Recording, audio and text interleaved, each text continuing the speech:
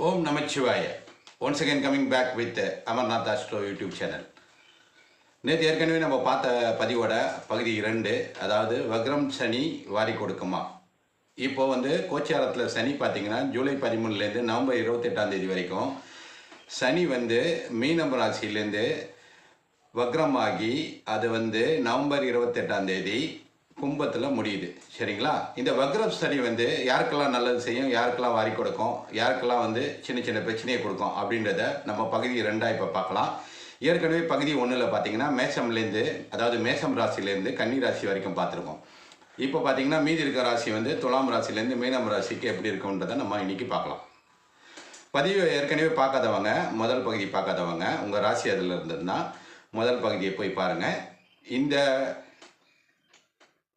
துலாம் ராசிலேருந்து மீன ராசி நேயர்கள் பார்க்கலன்னா இந்த பதிவில் உங்களுக்கான பதில் இருக்கிறது. சரிங்களா? நாம் ஏற்கனவே சொன்ன மாதிரி அனைவருக்கும் ஜோதிடம் அப்படின்ற ஒன்று போயிட்டு இருக்கு. இதில் ஒரு சப்ஸ்கிரைபருக்கு ஒரு கேள்விக்கு மட்டும் இலவசமாக யூடியூப்பில் பதிவு பண்ணப்படும்.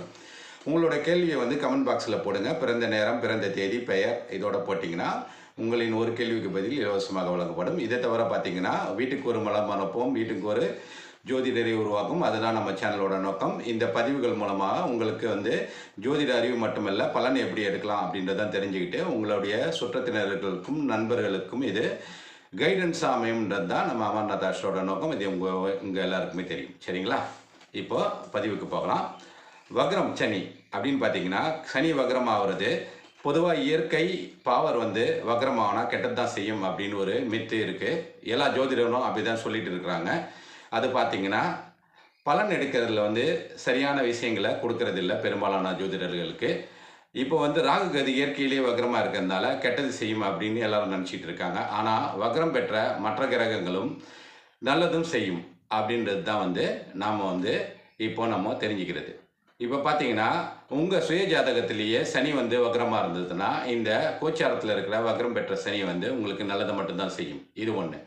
இதை தவிர பார்த்தீங்கன்னா இந்த வக்ரம் பெற்ற சனி பயிற்சினால் உங்களுடைய ஜாதகத்தில் சனி தசை சனி கூட சுபகிரகங்களை தொடர்பு இருந்ததுன்னா உங்களுக்கு நல்லது மட்டும்தான் செய்யும் இந்த வக்ரம் பெற்ற சனி.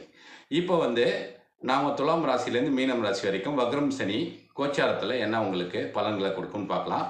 இப்போ பார்த்தீங்கன்னா சனி உச்சமாக இருக்கிற துலாம் ராசிக்காரங்களுக்கு சனி 6ல் வக்ரமாக இருக்குது. அதனால் என்ன பிரச்சனை, வேலையில் பிரச்சனை வருமா, வேலை மாற்றம் வருமா, இல்லை தொழிலில் அதிகமாக சுமை வருமா அப்படின்னு நீங்கள் பார்த்தீங்கன்னா அதெல்லாம் இல்லை.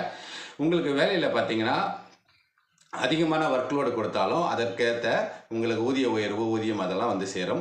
உங்கள் ஹெல்த் ரிலேட்டட் திங்ஸ், அதாவது stomach related thing, gastritis thing அதெல்லாம் நீங்கள் பார்த்துக்கிட்டிங்கன்னா இந்த சமயத்தில் கொஞ்சம் பெட்டராக இருக்கும். மற்றபடி இந்த வக்ரம் சனி துலாம் ராசிக்காரங்களுக்கு பெருசாக ஒன்றும் பிரச்சனையை கொடுக்காது. ஒழுங்காக நல்லா வேலையை கண்ணும் கருத்துமாக செஞ்சிங்கன்னா உங்களுக்கு ஊதிய உயர்வும் கிடைக்கும். உங்களுக்கு ஒர்க்லோடு இருந்தாலும் அதற்கேற்ற பலன்கள் உங்களுக்கு சிறப்பாக அமையும்.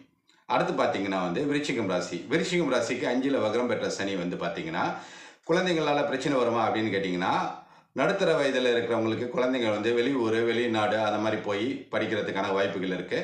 இதை தவிர பார்த்தீங்கன்னா குழந்தையே இல்லை அப்படின்னு இருக்கவங்களுக்கு இந்த வக்ரம் சனி பெரும்பாலும் மாற்று சிகிச்சை மூலமாக, அதாவது IVF, GIFT அந்த மாதிரி மெத்தட் மூலமாக, மாற்று சிகிச்சை மூலமாக குழந்தைகள் பிறக்கும். வேறு என்ன பார்த்தீங்கன்னா இளைஞர்கள், இளைஞிகள் இவங்களுக்கெல்லாம் பார்த்தீங்கன்னா காதல் அந்த மாதிரி பண்ணிட்டு இருந்தாங்கன்னா இந்த வக்ரம் சனி அதற்கு உதவியாக இருந்து காதலில் ஜெயிக்கிறதுக்கான வாய்ப்புகளை கொடுக்கும்.